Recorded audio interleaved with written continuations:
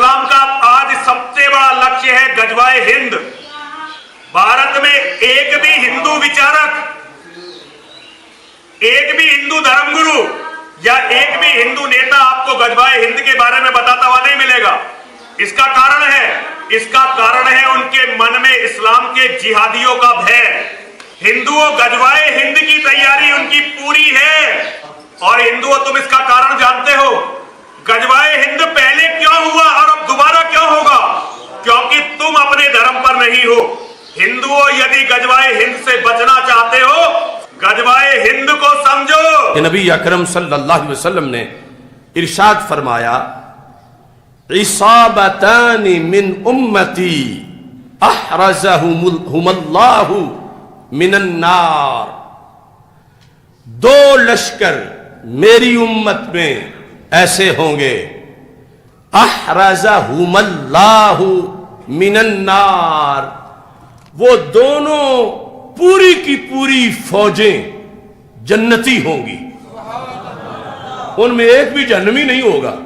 अहरज़हुमुल्लाहु मिनन नार, आग से रब उन्हें बचाएगा, दोज़ख में वो नहीं जाएंगे।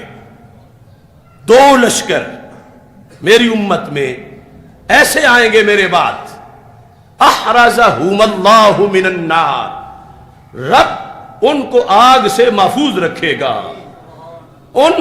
उस लश्कर में नाम होना ही जन्नत की टिकट है। कौन कौन से?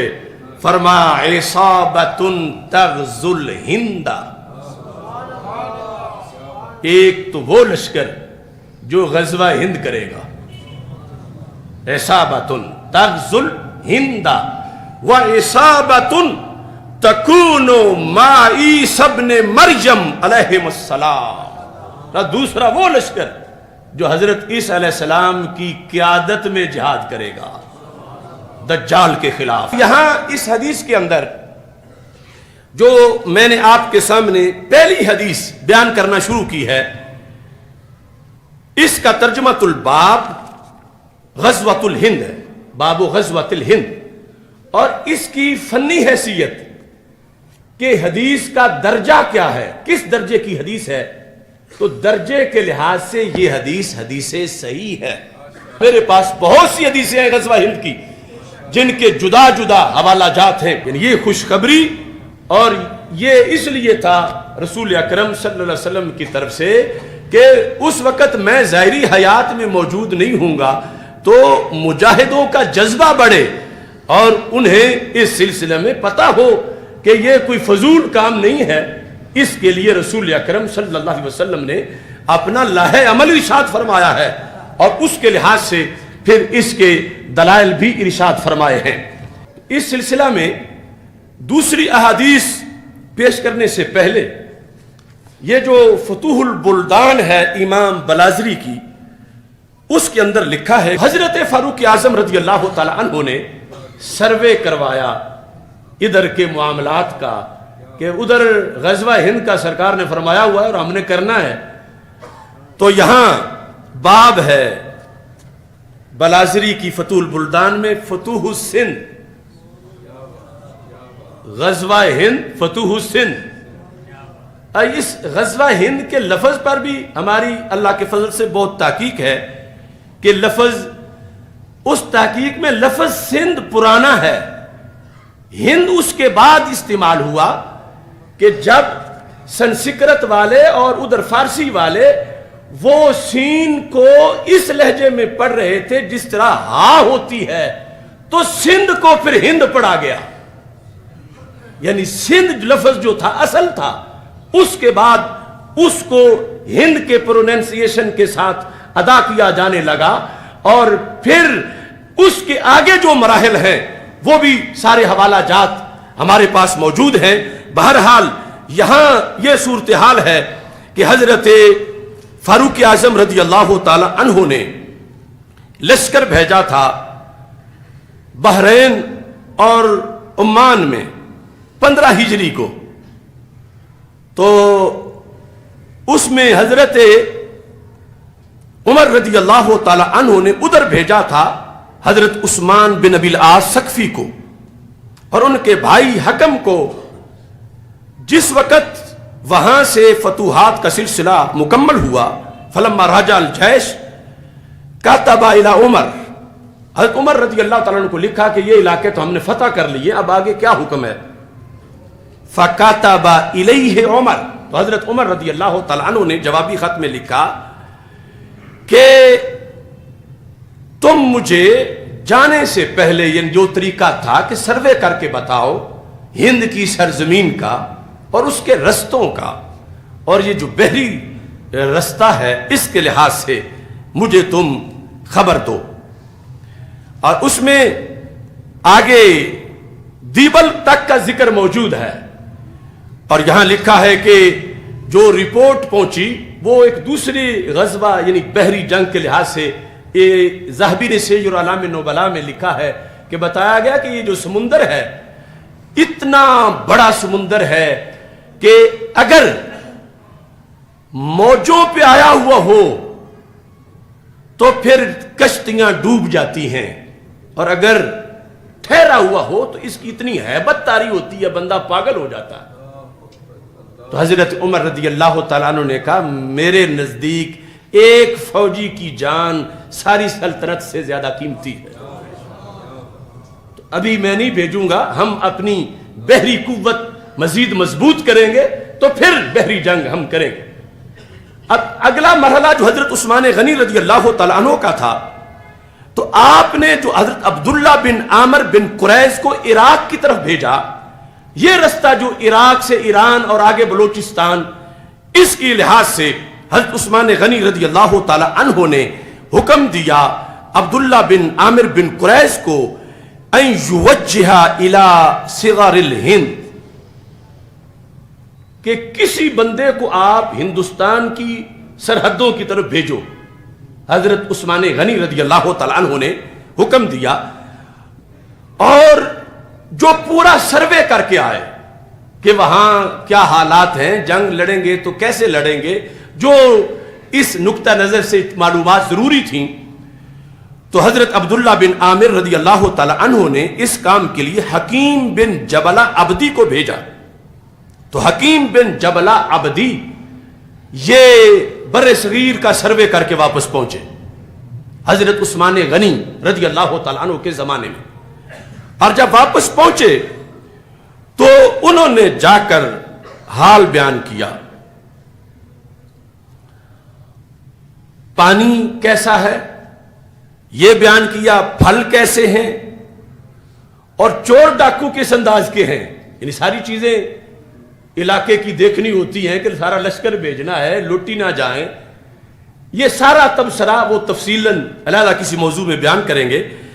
तो साथ ये खुलासा दिया उन्होंने, कहने लगे इन कल्लल जैश फीहा दाऊ व इन कसरू जाऊ, अमीरुल मोमिनीन ज्यादा लश्कर अगर भेजेंगे तो भूखा मर जाएगा, और अगर थोड़ा भेजेंगे तो जाया हो जाएगा।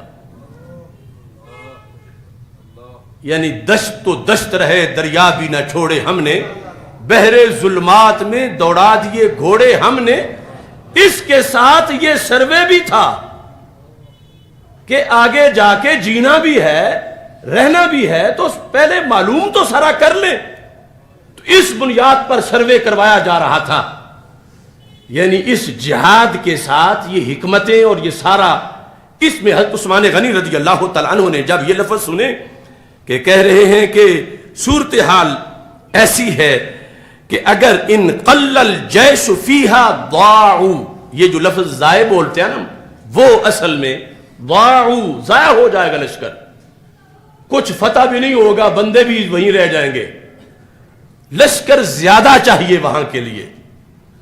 इन कासारू जाऊ, ये जू जो भूख है, फिर इतने हमारे पास सोर्सेज नहीं कि इतना हम बंदोबस्त कर सके, फिर वो भूख की वजह से उनका नुकसान हो जाएगा।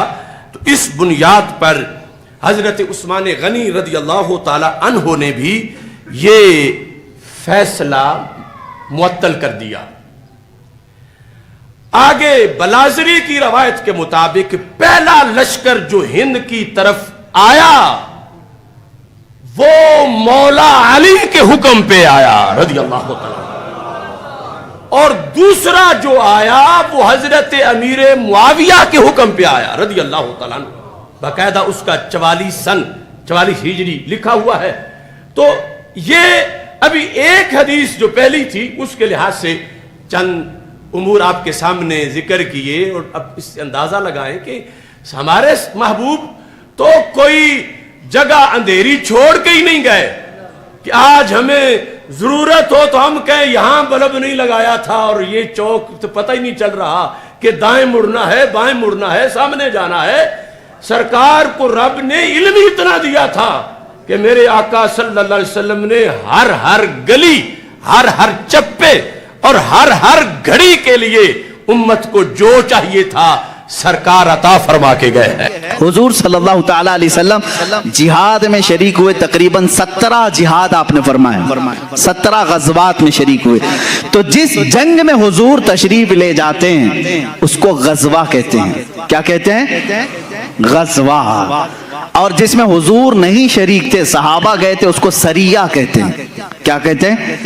ये दोनों डेफिनेशन याद रहना चाहिए। बदर में हुजूर थे बनफ्से नफीस, तो उसको क्या कहेंगे? गज़वाए बदर। जिसमें हुजूर पाक सल्लल्लाहु ताला अलैहि वसल्लम अपने जिस्म अतहर के साथ शरीक रहे, जैसे जंगे उहद, उसको भी क्या कहेंगे? गज़वाए उहद। गज़वा कहते हैं जिसमें हुजूर शरीक रहे। लेकिन एक जंग का तज़किरा मिलता है, गज़वाए हिंद। ये मसला छेड़ते ही कुछ लोगों के पेट दुखने लगते हैं आज। हाँ, लेकिन ये हदीस पाक है। बहुत सारे पंडित डिस्कस कर रहे हैं गज़वाए हिंद होने वाला है, गज़वाए हिंद होने वाला है। हाँ, वो डिस्कस कर रहे हैं क्योंकि हदीसों की किताबें पढ़े होंगे। अच्छी बात है, तुम पढ़ करके ही डरते रहो। ये और बात है कि सुन्नी अभी तक सोए हुए हैं, मुसलमान अभी तक सोए हुए हैं। हमारे पास तो कोई ऐसी चीज दिखती नहीं है, लेकिन ये अल्लाह ही की मदद है, अभी से डर है। खैर, मैं उन तमाम चीजों पर नहीं जा रहा हूँ, लेकिन इतनी बात है कि गज़वाए हिंद क्या है। हजरत अबू हुरैरा रज़ियल्लाहु ताला अन्हु रिवायत करते हैं, एक गज़वा होगा, 2 गज़वों के बारे में हुजूर ने जन्नत की बशारत दी। एक कुस्तुनतुनिया, इस्तांबुल फतह करने वाला लश्कर, और एक हिंद में आखिरी वक्त क़यामत के करीब एक गज़वा होगा, उसमें शरीक जितने होंगे हुजूर फरमाते हैं वो बेहिसाब जन्नत में जाएंगे। हज़रत अबू हुरैरा फरमाते हैं, अगर मैं जी लिया अपना सब कुछ बेचकर मैं हिंदुस्तान जाऊंगा। कौन कहते हैं? हज़रत अबू हुरैरा।